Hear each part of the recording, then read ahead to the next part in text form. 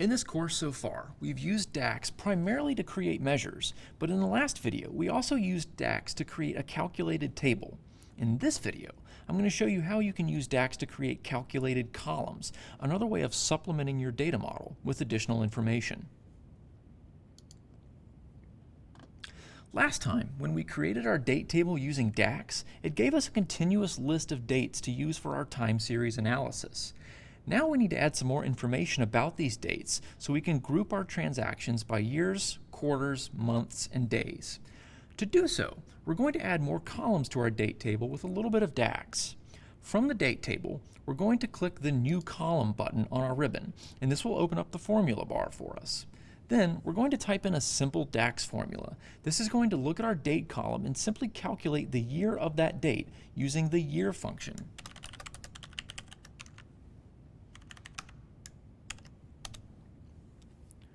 When hitting enter to finish the formula, Power BI will crunch the numbers and add a year column to our table. It's now part of the data model and can be used in any of the visuals in our report. Let's do the same thing for days. This formula uses the day function to return the number of the day in each month. So for January, this column will only go up to 31, and for February, it'll go up to either 28 or 29, depending on whether it's a leap year.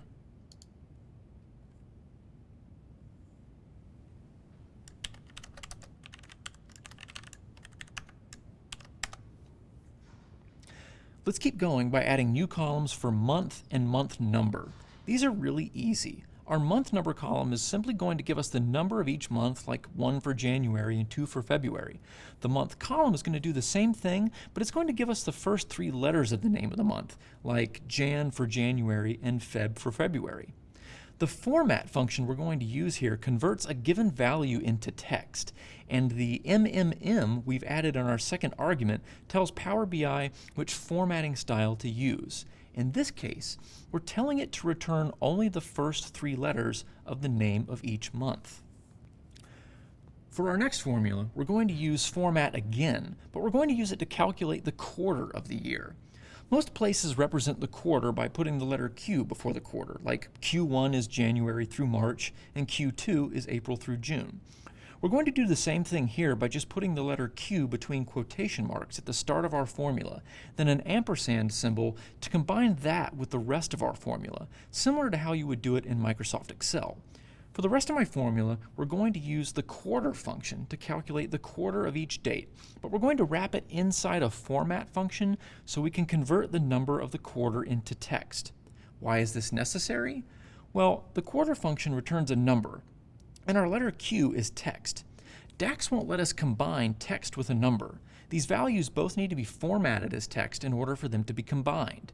That's what we're doing here.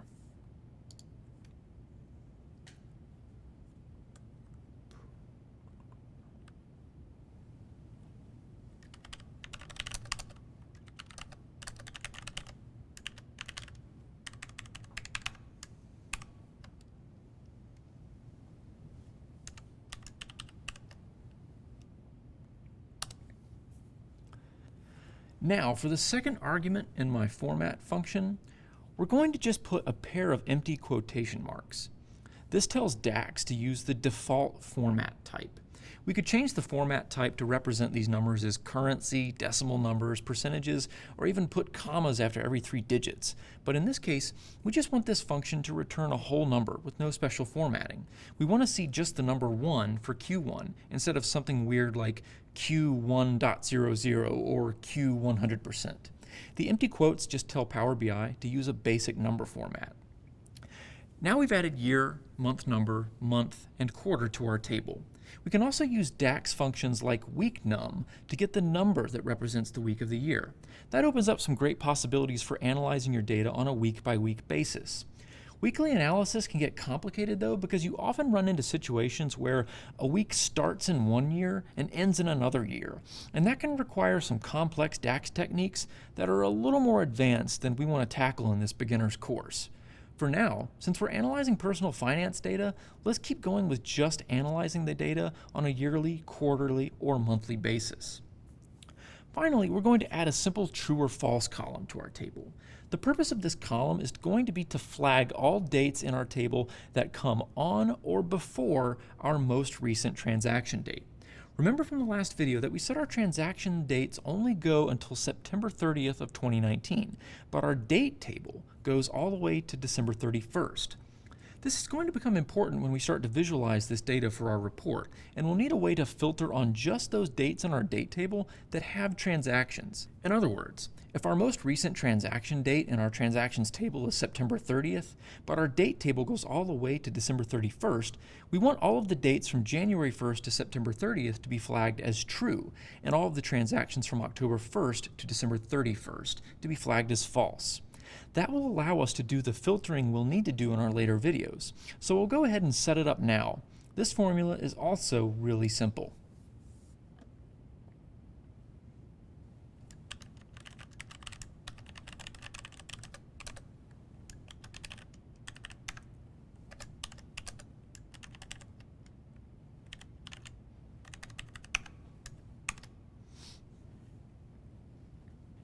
In this formula, we're taking the date from our date table and using a less than or equal to sign to compare it to the maximum transaction date in our transactions table.